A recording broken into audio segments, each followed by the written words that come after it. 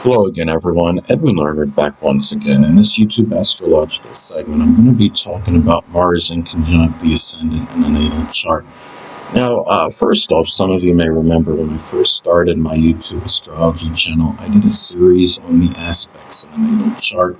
They were a little bit concise. Some people may have referred to them as snappy. So what I decided to do was make another series on them in which the videos would be a little bit longer and more descriptive. So anyway, first thing up is if you have Mars in conjunct the Ascendant in the natal chart, one way it may manifest could be an adjustment, which is the inconjunct, and may be needed between what you have the enthusiasm, which is Mars for, and new beginnings, which is the Ascendant. You may devote too much time to what you have enthusiasm for to the expense of new beginnings, or vice versa.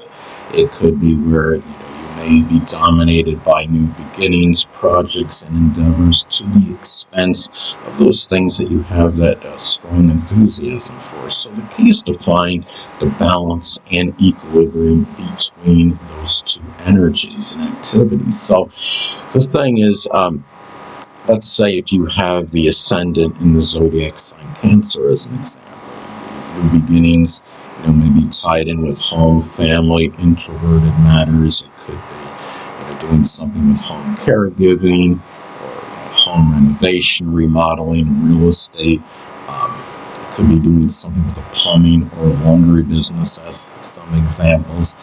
And another way this aspect may be expressed in the natal chart is that there may be an imbalance, which is the inconjunct, between activities associated with sexual partners, which is Mars, and those prominent in your early childhood, which is the Ascendant. And the thing is, and it's not just, Mars is not exclusive to sexual partners. Naturally, it covers other people as well, whether it be leaders, surgeons, people that are involved in sports or athletics.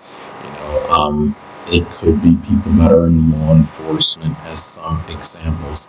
And the thing is, again, you may be dominated by one or the other, whether it's Mars-related people or those prominent in your early childhood. One or the other may monopolize your time to the expense of the other. So again, the key is to find a balance, the equilibrium, and the harmony between the two.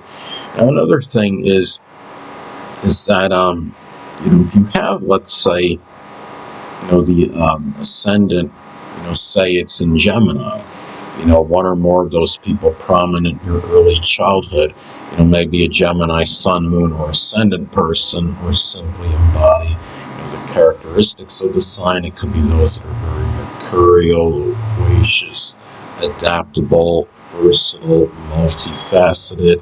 It could be those that are very talkative, but it could also be people that can have a tendency to gossip at times, and may even be, you could say, just overly changeable and not very reliable. So anyway, another way this aspect may manifest in a natal chart is there may either be too much or too little energy and vitality, which is Mars, expended on new projects and endeavors, which is the Ascendant.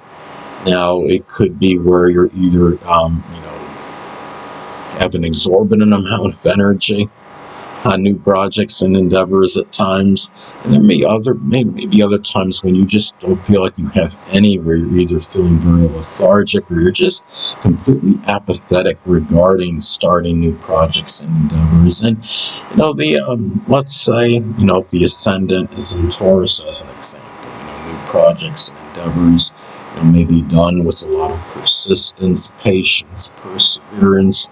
It could be doing something Taurus related, which is could include geology, carpet laying, agriculture, architecture, doing something with stocks, banking, finance, gardening, cultivation, as some examples. And also too, you may also either, express, have a tremendous amount of enthusiasm, which is Mars, in matters that are pertaining to the self, or there may be none whatsoever. Because when you're talking about inconjuncts again, it's either it could be too much or too little of something. It could be too much.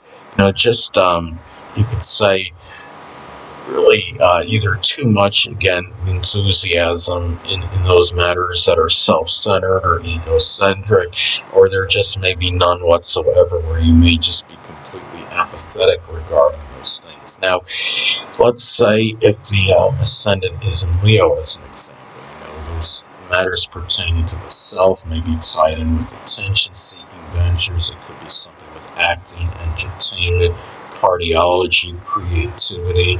It could be things associated with children, or doing things again of creative endeavors, or the military, or doing something with sports or recreation, as some examples. And another thing too is that Mars-related people may either be exceptionally helpful or in agreement with your outlook on life, which is the ascendant, or they may be just completely apathetic or discordant. They may be in complete disagreement with it at times. So there are a lot of times it may be hard to see that happy medium, so to speak, in those matters. And it could be if the ascendant is in Taurus, as an example, it could be where your outlook on life may be very pragmatic and maybe too down to earth at times. Capricorn rising can be similar, because Capricorn is very conservative, conventional, and may have some restriction just in general, and that can include the one's outlook on life. Sagittarius can be exceptionally positive and optimistic, expansive and upbeat, so as some examples. And also too, there may either be a lot of tremendous drive and motivation, which is Mars, in making a good first impression, which is the ascendant, on others, or not at all. So if you have the ascendant in Virgo, as an example, the first impression may be tied in with being very meticulous or punctilious with details, punctual, reliable, very pragmatic, being very scrupulous, proper, in one's manner, detail-oriented, systematic, methodical, as some examples. And also, too, sexual partners, which is Mars, may either be very compatible with their outer demeanor, which is the ascendant, or it could be just the opposite. They may be very discordant, just really, just not in agreement with it, very averse to what you're projecting outwardly, again, which is the ascendant. Now, if the ascendant is in Libra, the outer demeanor may be one that's very refined, charming, diplomatic, cooperative, compromising, balanced, equitable, fair-minded. But sexual partners, at times, if they're really not in agreement with it, may see, some superficial charm or, friendliness that they don't see necessarily as being real, or a person that may be outwardly seeking peace, at any price.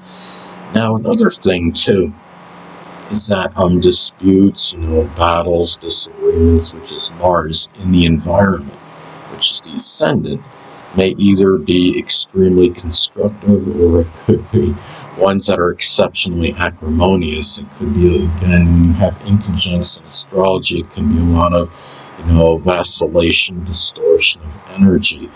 So, if there's, let's say if Mars is in Sagittarius, as an example, those disagreements and disputes, the battles, may be tied in with philosophy, religion, beliefs, higher education, ones that are, let's say if Mars is in Pisces, as another example, those disputes may be tied in with one's ideals or their beliefs. It could be, over some dreams or fantasies or things that are just simply, unrealistic. maybe even, lethargy or apathy, not making, maybe not doing enough, for others, being stagnant or idle, as some examples, because Pisces is very relaxed energy, to say the least. Anyway, people, that'll conclude this YouTube astrological segment. Until next time, everyone, same stay.